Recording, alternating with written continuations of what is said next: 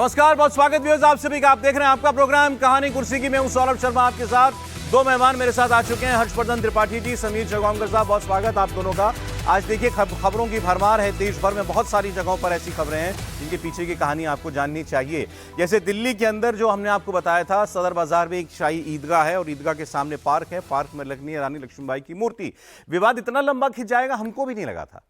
High court तक मामला चला गया था। हाईकोर्ट ने फटकार लगाई थी कि इसमें आपको क्या आपत्ति हो सकती है रानी लक्ष्मीबाई की मूर्ति लगाने में, लेकिन उनका आपत्ति है। उनका कहना है जमीन वक्फ की है। कोर्ट ने कह दिया जमीन आपकी नहीं है, डीडीए की जमीन है। डीडीए अपनी जमीन पर जो मर्जी करे। फिर भी आज सुनवाई थी उसमें हाईकोर्ट में, और हाईकोर्ट में क्या हुआ मैं आपको बताऊंगा। लेकिन सवाल जो हमने कल आपके सामने रखा था वही है। कोई भी देश का कोई भी कोना हो, किसी की भी जमीन हो, उस जमीन पर अगर प्रशासन रानी लक्ष्मीबाई की मूर्ति लगाना चाहता है तो आपको क्या एतराज हो सकता है। पहली खबर। दूसरी खबर मैं आपको बताऊंगा, आज यूपी में एक सनसनीखेज वारदात हुई है कल, और उसको लेकर के आज पूरा तरीके से सियासी माहौल गर्म है। एक परिवार के 4 लोगों की घर में घुसकर गोली मारकर हत्या। पति पत्नी को मार दिया, 4 साल की बच्ची, एक छोटी बच्ची थी उसको मार दिया, 1.5 साल की बच्ची को गोली मार के मार दिया। आरोपी कौन थे इसका पता लगाया जा रहा है, लेकिन एक शख्स पर शक है। परिवार ने उसके खिलाफ पहले तहरीर दे रखी थी, शिकायत दर्ज कराई थी कि इसने हमारे साथ मारपीट की है, महिला के साथ अभद्रता की है और जाति सूचक शब्दों से हमको बुलाया पुकारा था। SC/ST एक्ट में उसके खिलाफ शिकायत दर्ज थी। वो उस पर शक की निगाहें, इसके बारे में आपको बताएंगे। हरियाणा में कल वोट पड़ने वाले हैं, और उससे पहले आपको बता दें कि अशोक तंवर साहब जो हैं, इन्होंने 5 साल में 5 पार्टियां घूम ली और कल जाकर के कांग्रेस पार्टी में फिर शामिल हो गए। राहुल गांधी के मंच पर गए। 1.5 घंटा पहले, सवा घंटा पहले बीजेपी के लिए प्रचार कर रहे थे, और वहां से छूटे, गाड़ी उठाई और चले गए राहुल गांधी के मंच पर। वहां जाकर कांग्रेस पार्टी ज्वाइन कर ली। इन्होंने कितनी पार्टियां घूम ली हैं ये हम आपको बताएंगे, और हरियाणा में होने क्या जा रहा है वो आपको बताएंगे। राजस्थान से बड़ी पॉलिटिकल डेवलपमेंट है, बहुत सारी हलचल वहां पर चल रही है।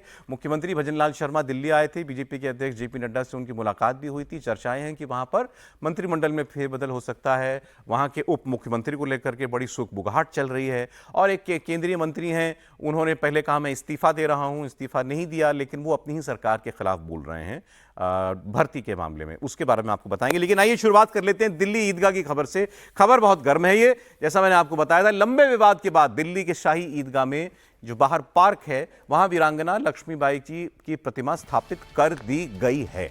मूर्ति लग चुकी। पॉइंट नंबर 1, देर रात प्रतिमा को MCD ने लगा दिया। सड़क निर्माण को लेकर मूर्ति गोल चक्कर से DDA पार्क में शिफ्ट की गई है। एक गोल चक्कर पर लगी हुई थी, वहां पर सड़क निर्माण हो रहा है, वहां से मूर्ति को उठाया गया लगा और यहां पर लगा दिया गया। पहले दिन से इस शिफ्टिंग का विरोध ईदगाह कमेटी की तरफ से किया जा रहा है। इस पूरे मामले पर आज फिर हाईकोर्ट में सुनवाई हुई। सिंगल बेंच से इस जो ईदगाह कमेटी है इसको झटका लगा था, फटकार लगी थी, और कोर्ट ने बिल्कुल क्लियर कट कह दिया था, महारानी लक्ष्मीबाई कोई धार्मिक शख्सियत नहीं थी, वो राष्ट्र की धरोहर हैं। उनके नाम पर अड़चन पैदा करना उचित नहीं है। काफी दिनों तक चले घमासान के बाद आखिरकार रानी लक्ष्मीबाई जी की मूर्ति तो लग गई। अब पूरे इलाके में भारी फोर्स तैनात है, बैरिकेडिंग करके पूरे इलाके को घेर कर रखा गया है। कल RAF तक वहां पर मौजूद थी, और आज फ्राइडे है, जुम्मे की नमाज है। ईदगाह में भी सामने नमाज पढ़ी जाएगी। उससे पहले दिल्ली पुलिस कोई अपनी तरफ से कोताही नहीं बरतना चाहती। आपको बता दें कि प्रतिमा लगाने के खिलाफ कई बार प्रदर्शन की कॉल जो है वहां पर लोगों को दी जा चुकी है। कई अफवाह भरे मैसेजेस सर्कुलेट किए गए थे, और इस वजह से दिल्ली पुलिस पूरी तरीके से अलर्ट है, सतर्क है। और अब आज कोर्ट ने यह कहा है कि वो भी अपनी तरफ से 3 लोगों की कमेटी बना करके भेजेंगे। जो एजेंसीज हैं DDA और MCD, उनसे कहा गया है कि ये 3 लोग जाएंगे आपके साथ, और इनको आप बताइए कि मूर्ति आपने कहां पर लगाई है। एजेंसीज कह रही साहब हमने पार्क के एक कोने में मूर्ति लगाई है, बहुत दूर है, सामने 200 मीटर पर ईदगाह है। उस पर भी इतना एराज जो है अड़चन किस बात की, एतराज किस बात का। इतना ही नहीं, जो एजेंसीज हैं जिन्होंने मूर्ति लगाई वो कह रहे हैं हमने तो मूर्ति को 3 तरफ से ढका भी है, 3 तरफ से दीवार भी बना दी है। ये सोच के आपको अजीब नहीं लगता कि इतनी सफाई देनी पड़ रही है, इतने बंदोबस्त करने पड़ रहे हैं, मूर्ति के सामने दीवार बनानी पड़ रही है। भाई किसी को मूर्ति दिख ना जाए, दिख जाएगी तो क्या हो जाएगा, दिखनी ही चाहिए मूर्ति, तो इसीलिए ही लगाई गई है। आप कह रहे हैं हमने दीवार बना दी उसकी तरफ, कह रहे हैं हमें हमारा किसी की धार्मिक भावनाओं को हर्ट करने का, धार्मिक भावनाओं को आहत करने का कोई इरादा नहीं है। कौन सी धार्मिक भावना इसमें आहत हो जाएंगी? इतनी सफाई जो है ये एजेंसियां दिल्ली की मूर्ति लगाने को लेकर हाईकोर्ट के सामने दे रही हैं। बहरहाल इस वक्त वहां क्या हो रहा है, इला काज़मी हमारी रिपोर्टर, हमारी सहयोगी वहां पर स्पॉट पर मौजूद हैं। इला, मुझे आपके पीछे बैरिकेड तो दिखाई दे ही रहे हैं, अब जरा व्यूअर्स को आप वो जगह भी दिखा दीजिए जहां पर मूर्ति लगाई गई है और आज जुमे की नमाज भी है। हमने जैसे बताया खबरों में कि इस पर प्रदर्शन की कॉल कई लोगों ने दे रखी थी, तो कोई आशंका इस बात की कि लोग बाहर निकलें, कोई एतराज करें? बिल्कुल सौरभ, इस समय हम मौजूद हैं शाही ईदगाह के पास जहां पर ये मूर्ति लगाई गई है, रानी लक्ष्मीबाई की ये मूर्ति लगाई गई है। डीडीए के पार्क में ये मूर्ति लगाई है और इसी को लेकर के पिछले कई दिनों से विवाद भी चल रहा था। इस पर यहां तक कि हाईकोर्ट में स्टे भी लग गया था 19 सितंबर तक, जिसके बाद हाईकोर्ट ने ये कहा, फैसला डीडीए के हक में दिया कि ये जो पार्क की जमीन है वो दरअसल डीडीए की जमीन है। आप तस्वीरों के जरिए देखिए, मैं दिखाती हूँ आपको डिटेल्स में यहाँ पर कि पहली बात तो मूर्ति कल देर रात को लगा दी गई, जिसके बाद आप जो दीवार की बात कर रहे थे उसको भी यहाँ पे उसका भी निर्माण यहाँ पर किया गया है। साथ ही साथ ईदगाह की बात करें तो ईदगाह का जो मैदान है वो इससे काफी हमें जो है दूर नजर आ रहा है। भारी बल में यहाँ पर पुलिस फोर्स भी तैनात है और यहाँ पर अंदर भी हर किसी को जाने की, यहाँ तक मीडिया को भी जाने की इजाजत नहीं दी जा रही है। पुलिस कोई भी कोताही नहीं बरत रही है, क्योंकि जैसे कि आपने भी बताया कि प्रदर्शन के पहले भी यहाँ पर कॉल दी जा चुकी है। दरअसल अब ये विवाद क्यों हो रहा है, जो ईदगाह कमेटी है उसका ये कहना है कि दरअसल उनकी जो जमीन है उस पर ये मूर्ति लगाई गई है, लेकिन जबकि यहाँ पर साहब आप देखिए जो डीडीए की जमीन है उस पर रानी लक्ष्मीबाई की मूर्ति लगाई गई है। और इससे पहले भी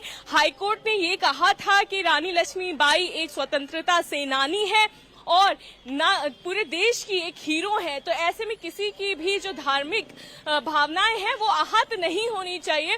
और एमसीडी ने कहा है कि 200 मीटर काफी दूर है, 200 मीटर के करीब दूर है और साथ ही साथ दीवार भी उन्होंने बना दी है, तो ऐसे में कैसे किसी की जो धार्मिक भावनाएं वो आहत हो सकती हैं। दूसरी चीज है कि अभी जो है जुम्मे की नमाज भी शुरू हो चुकी है, लोग नमाज पढ़ने ईदगाह पहुंच रहे हैं और इसी वजह से पुलिस ने भी यहाँ पर देखिए कई लेयर्स की बैरिकेडिंग करी है। पहला लेयर जो हमारे सामने मौजूद है, उसके बाद दूसरा लेयर, तीसरा लेयर और आगे तक ये बैरिकेडिंग मौजूद है जिसमें लोगों को नहीं जाने दिया जा रहा है और पुलिस कोई भी कोताही नहीं बरत रही है। आज हाईकोर्ट में दोबारा ये सुनवाई हुई, जिसके बाद हाईकोर्ट ने कहा है कि संबंधित एजेंसियां जो हैं उनकी 3 सदस्यीय टीम जो है यहाँ पहुंचेगी और ये दिखाएगी कि आखिर मूर्ति लगी कहां पर है। और मैं आपको ये भी इतना बता दें, इला इतना बता दें, क्योंकि आपने कहा ना बैरिकेड्स की वजह से आपको और आगे जाने नहीं दे रही है पुलिस। इस जगह पर मूर्ति तो हमको दिख रही है, आपने जो तस्वीरें दिखाई उसमें मूर्ति दिख रही है। यहाँ से कितनी दूरी पर है ईदगाह? जी मैं सौरभ वही बता रही थी आपको कि यहाँ पर जहाँ पर मूर्ति लगी है इससे आगे आपको एक मैदान दिखाने की हम पूरी कोशिश करेंगे, जितना हो सकेगा मेरे वीडियो जर्नलिस्ट राजीव जूम करके दिखाने की कोशिश करेंगे, क्योंकि देखिए यहाँ पर सिर्फ कैमरे से हो सकता है मुमकिन हो कि देख पाए, लेकिन जो दीवार आपको दिख रही है उसके भी आगे जाकर के एक मैदान जैसा आपको दिख रहा होगा जहाँ पर ये ईदगाह बनाई गई है। हम कोशिश करेंगे कि आपको साइड से दिखा सके कि मुश्किल दिख रहा है क्योंकि आप असल में दरअसल वो देखिए जो कोई बात नहीं, इला उतना आपने आपकी बात से हमको अंदाजा लग गया। मूर्ति तो खैर आपने हमको दिखाई दी, अब मूर्ति को कवर किया गया था तो वो कवर भी अब धीरे धीरे हटाया जा रहा है और ईदगाह में नमाज पढ़ने के लिए लोग जा रहे हैं। लेकिन आपने देखा इला की जो तस्वीरें आपको दिखाई, कितने लेयर की बैरिकेड है, 8-10 लेयर बैरिकेड लगानी पड़ी है पुलिस को। और डीडीए जाकर कोर्ट में कह रहा है कि हमने 3 तरफ से इस मूर्ति को कवर किया हुआ है, दीवार लगा रखी है।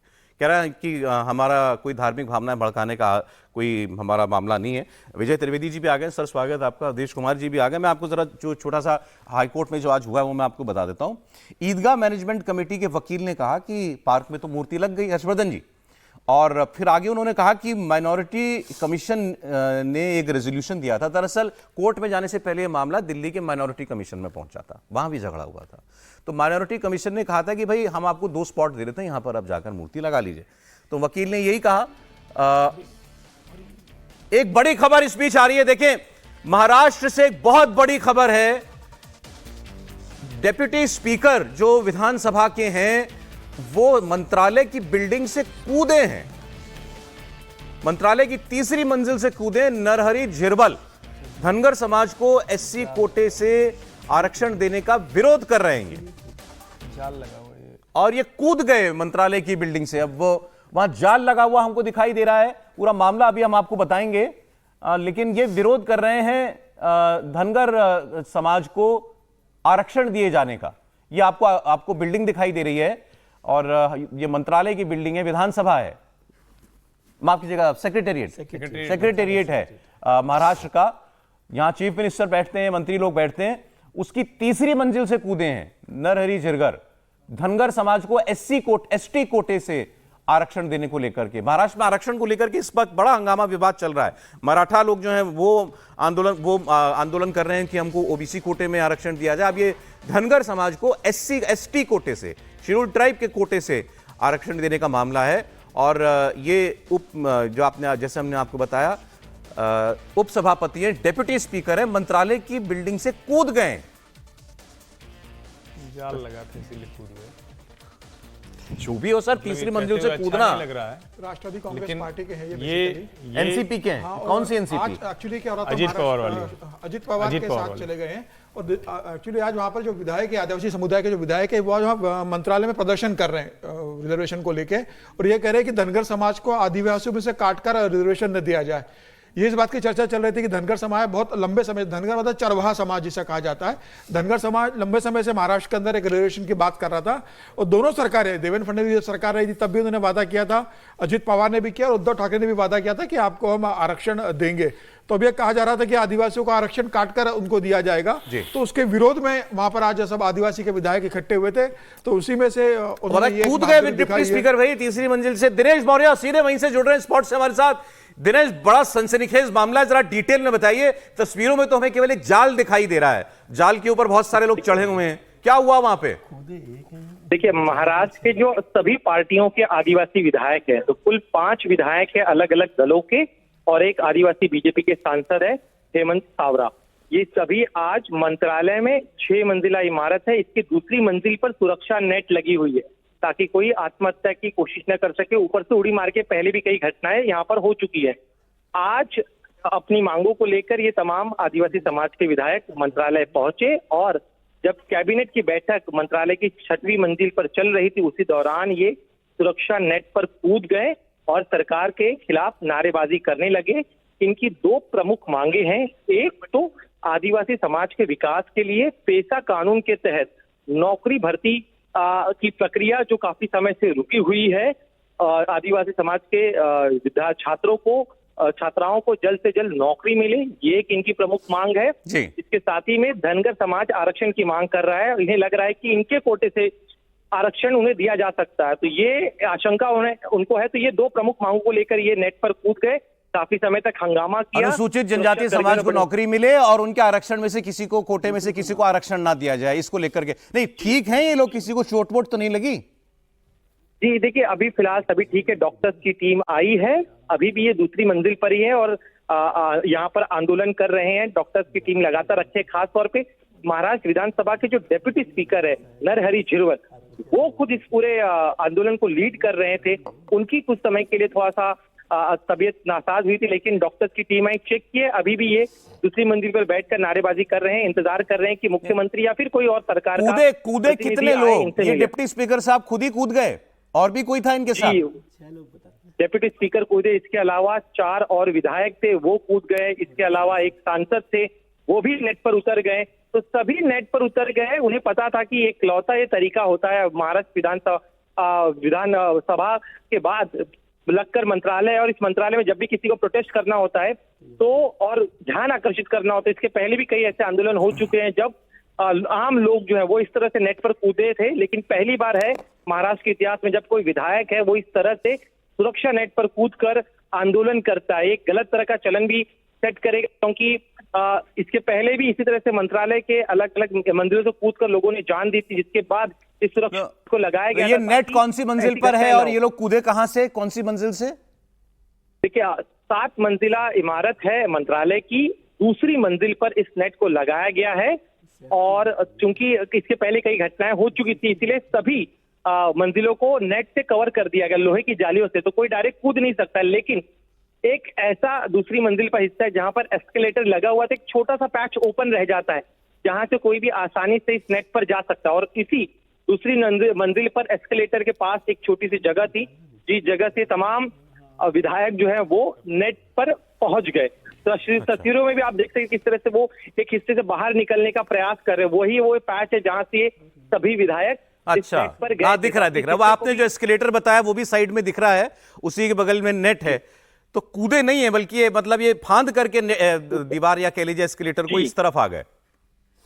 जी, क्योंकि बाकी विचित्र मामला है। लेकिन जो दिनेश आपने बताएं, ये मंत्री, ये विधायक हैं, सांसद भी हैं, इसमें उपसभापति हैं, डिप्टी स्पीकर, सब इस नेट पर आ गए। अब ये जैसा बता रहे हैं दिनेश कि भाई ये नीचे कुछ कार्यक्रम भी होना, कुर्सी उर्सी और मंच भी सजा हुआ था, तो आप ध्यान आकर्षण करने के लिए अपनी मांगों पर ये तरीका इन लोगों ने अख्तियार किया। बताएं, ये करना पड़ रहा है महाराष्ट्र के अंदर। इस पर हम लोग चलिए बात करते हैं। दिनेश, शुक्रिया आपका। दूसरी खबर अभी क्योंकि आ रही है महाराष्ट्र से, तो उसके भी वो भी आपको हम दिखा देते हैं तस्वीरें। गोविंदा, जिनको अपने घर में पिस्तौल से गोली लग गई थी पैर में, वो अब डिस्चार्ज हो गए हैं अस्पताल से। ये भी मामला बड़ा चर्चा में रहा साहब कि कैसे गोली चल गई, उनके पैर में गोली लगी थी। ये आ गई तस्वीर, सुपरस्टार गोविंदा बाहर आए हैं अस्पताल से डिस्चार्ज होकर के। इन्होंने कहा था कि पिस्तौल मेरे हाथ से गिर गई थी और उसमें फायर हो गया और वो गोली मेरे पैर में लग गई। हालांकि इसकी जांच हो रही है अभी। अखियों से गोली मारने वाले सुपरस्टार हैं। लेकिन चले सकुशल हैं, ठीक है, कोई अच्छी बड़ा बात है कि हादसा हो कुशल है, सकता कोई था। हादसा हाँ, और ये सीख भी है जो लोग घर में असला रखते हैं उन सब के लिए। लेकिन अभी बहुत सारी इसमें वो चल रही है, बहुत से लोग अप्लाई भी करते हैं कंट्रोवर्सी। लेकिन अभी पुलिस संतुष्ट नहीं इनके जवाब हाँ, से। वही तो कह रहा हूं, बहुत ये सारी थोड़ा सा- कंट्रोवर्सी अभी चल रही है। इनका सिक्योरिटी गार्ड बाहर खड़ा था ना। दोनों जो घटनाएं हैं, दोनों संयोगवश महाराष्ट्र की राजधानी मुंबई से आ रही हैं। एक तो ये कि ये दोनों लोग ऐसे टीवी पर सेलिब्रिटी के तरह दिख रहे हैं, ये हम सबको शर्मसार करने वाला है। ये सारे विधायक सांसद, इनको आत्महत्या के प्रयास में जेल भेजना चाहिए। गोविंदा को आत्महत्या के प्रयास में जेल भेजना चाहिए। अब वो गैर इरादतन है या इरादतन, ये आगे तय हो। क्या वाला बैगनल कहां से ले आया आप गोविंदा? कोई दूसरा व्यक्ति अगर कूदेगा तो क्या वो आत्महत्या नहीं, इनके मामले में। और अभी इनके हाँ, मामले की बात इनके कर रहा हूं। मामले में तो और गंभीर है। जिस व्यक्ति को अपनी रिवॉल्वर रखनी नहीं, पहली बात तो इनका लाइसेंस रद्द हुआ कि नहीं रद्द हुआ, तुरंत गोविंदा का लाइसेंस ये रद्द बात होना सही है आपकी। चाहिए। और जो व्यक्ति, जो नॉर्मल प्रोटोकॉल है, जो लोग पिस्तौल रखते हैं, राइफल रखते हैं, बंदूक रखते हैं, वो कभी भी गोली रखते नहीं है, वो खाली होती है, सेफ्टी लॉक लगा होता है। रिवॉल्वर खाली वो- रखनी होती है। वो कोई जाहिर है, ये नियम है। आप अगर प्रोटोकॉल के तौर, नियम कोई नहीं होता, प्रोटोकॉल अगर आप घर में रख रहे हैं तो घर में आप रिवॉल्वर भर के थोड़ी भरी रखेंगे। पिस्तौल क्यों और रखेंगे? साफ करते हुए तो कोई गोली नहीं रखता है। साफ करने से पहले तो गोली अलग रखेगा, क्योंकि चल गई तो चल गई। अब इसमें तो ये भी निपट सकते थे, या पता लापरवाही नहीं, तो बहुत बड़ी है। पता नहीं इनके ऊपर किसी ने मारा या ये किसी को मार रहे थे, अब छिपाने की कोशिश कर रहे हैं, कौन जानता है। ये क्या पुलिस की जांच के दायरे में आया? क्या पुलिस में कोई फर्स्ट इंफॉर्मेशन रिपोर्ट, कोई संख्या दर्ज हुई कि गोविंदा गोली चल गई, ये लापरवाही है, ये धाराएं होती है, दर्ज हुई भारतीय न्याय संहिता के तहत? तो पहला तो ये है। और दूसरा, वो जो लोग हैं उनके ऊपर तो आत्महत्या के प्रयास का मुकदमा दर्ज होना ही चाहिए। ये जो तमाशा है, आप ध्यानाकर्षण का तरीका है आज के समय में। और आप तो जनप्रतिनिधि हैं, आपके पास बाकायदा टाइम अलॉट होता है बात करने का। आपके पास मुख्यमंत्री, और वो तो खुद डिप्टी स्पीकर हैं, जो व्यवस्था बनाते हैं, जो डेकोरम देते हैं, वो सज्जन अगर पसंद नहीं आ रहा है गोविंदा की तस्वीर हम दिखा रहे हैं। चलिए मैं बयान भी सुना देता हूं, फिर आप एक साथ नाराज हो लीजिएगा। सुना दीजिए गोविंदा जो बोले।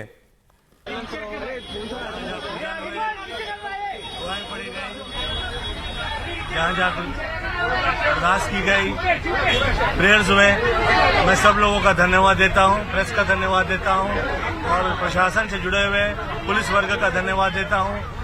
मैं राज्य से जुड़े हुए आदरणीय शिंदे साहब का धन्यवाद देता हूँ। हर वो व्यक्ति विशेष जितने भी हैं, जहाँ जहाँ बड़े बुजुर्ग, सब लोगों का, और खास तौर पे वो लोग जो मुझे बहुत प्रेम करते हैं। आप लोग का कृपा और आशीर्वाद की वजह से मैं सेफ हूँ। Thank you so much for your love you. जय माता की। गोविंदा बड़े प्यारे कलाकार रहे हैं, बहुत इनके करोड़ों चाहने वाले हैं। नहीं, वैसे तो हमारे भी बड़े प्रिय हैं। हाँ। लेकिन प्रिय होने का मतलब ये थोड़ी ना है कि धतकर्म करेंगे तो नहीं, वो उनकी ठीक है, वो प्रशंसा की लापरवाही जाएगी। थी इनकी, जो भी था जांच हो, उसमें पता चलना उसकी चाहिए। जांच होनी चाहिए, FIR होनी चाहिए। मोटे तौर पे, प्राइमरी तौर पे लापरवाही लग रही है, लेकिन गंभीर मसला क्योंकि लग जाती है, या कोई दुर्घटना हुई है, किसी और या को भी लग किसी जाती और को लग सकती है, या उनके खिलाफ भी कोई साजिश हो, पता नहीं है ना अभी।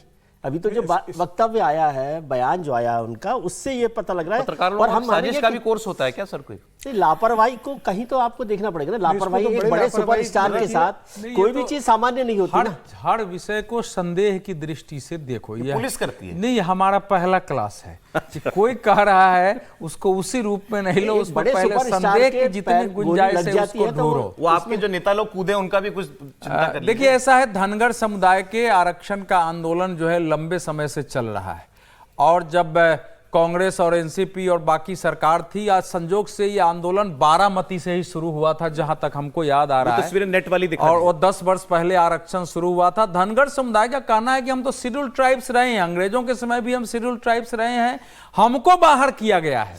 और प्रदेश सरकार ने उस समय निर्णय लिया था कि प्रदेश सरकार केंद्र सरकार को रिकमेंड करेगी कि इनको एसटी वर्ग में शामिल किया जाए। वो आंदोलन अभी तक जो है जारी है, चल रहा है। इनको आरक्षण नहीं मिलता अभी धनगर? नहीं मिलता ये तो कह रहे हैं हमको एसटी में मिलता है। नहीं, एसटी में मांग रहे हैं, आरक्षण है मांग रहे हैं। 3.5%। आरक्षण इनको 3.5% राज्य सरकार ने दिया हुआ, एसटी में आरक्षण नहीं है, अलग एसटी से में दिया मांग रहे पूरे हैं। देश में चाहिए। और इसके लिए शरद पवार ने नरेंद्र मोदी को चिट्ठी लिखी थी 2014 के अंदर। 2014 में ही केंद्रीय मंत्री थे जोएल ओराव, आदिवासी जनजाति, उन्होंने स्पष्ट लिखकर भेज दिया था कि धनगर समाज को एसटी में आरक्षण नहीं दिया जा सकता है। हाईकोर्ट ने भी ये गए थे, हाईकोर्ट ने भी खारिज कर दिया कि धनगर समाज को एसटी में आरक्षण नहीं दिया जा सकता। उसके बाद भी चूंकि एक वोट बैंक है वहां पे, उनका 6.5-7% की कम्युनिटी है, भेड़ पालन के उद्योग में है, काफी प्रभावशाली नेता भी इनके रहे, तो अब सरकार को लगता है कि भाई अगर इनको हम आरक्षण कहीं से दे सकते हैं तो हो सकता है इनका वोट हमें मिलेगा। सरकार आगे बढ़ी क्या? सरकार ने कोशिश की, सभी सरकारों, लेकिन जब हाईकोर्ट ने मना कर दिया, केंद्र सरकार फिर क्यों कूद रहे हैं जब आरक्षण मिल ही नहीं सकता? नहीं, लेकिन जनता को तो बताना पड़ेगा ना अपने धनगर समाज को कि हम आपके लिए लड़ाई लड़ रहे हैं। मराठा को नहीं मिल रहा, लेकिन जरांगे ना कर रहे हैं ना जो कूदे इसीलिए ताकि ना मिले आरक्षण, लेकिन ना मिले एससी को। इसका तो जरांगे भी समर्थन कर दिया है। जरांगे ने भी समर्थन किया, जरांगे भी तो जानता है ना कि मराठा को आरक्षण नहीं मिलेगा, लेकिन वो कर रहे हैं। भी चल रहा है, कई माहौल जगहों बन में। रहा है कि धनगर समाज को एसटी कोटे में आरक्षण रोड जाम, रोड और ये ब्लॉक लोग हो उसका रहा है। विरोध करने के लिए ट्राइबल समाज नहीं, ये तो कुछ आदिवासी। ये विरोध करने का ये तरीका जो है, और इतने बड़े आदमी का, ये तो शर्मनाक है। मतलब ये क्रिमिनल एक्ट है एक प्रकार से कि डिप्टी आप स्पीकर कूद गया। आप जो है डिप्टी स्पीकर होकर के और इस प्रकार से आप कूद कर अपने को मजाक बनाते हैं। इससे पता चलता है कि महाराष्ट्र के राजनीति में कैसे विदूषक, कैसे प्रहसनकर्ता लोग जो है राजनीति को प्रहसन बना रहे हैं।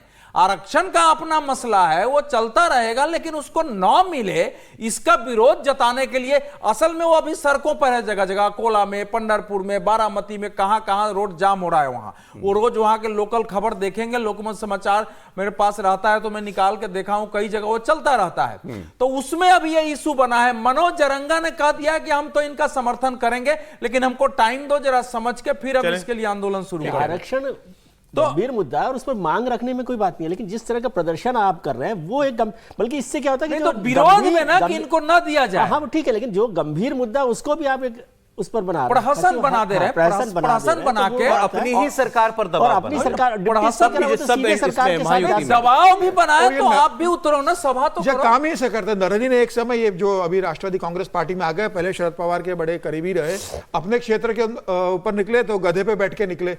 तो उन्होंने कहा साहब आप गधे पे क्यों निकले हो? तो बोले अब राजनीति में गधे घोड़े सब एक हो गए, तो मैं गधे पे बैठूं चाहे घोड़े पे बैठूं कोई फर्क नहीं पड़ता, राजनीति में इकट्ठे हो गए तो आज मैं गधे की सवारी करूंगा। पुराने आर्टिस्ट हैं, इसमें पुराने आर्टिस्ट है, इस तरह की हरकतें करने वाले रहे कह रहा हैं। हूं ये गधे वाला तो ठीक है, वो तो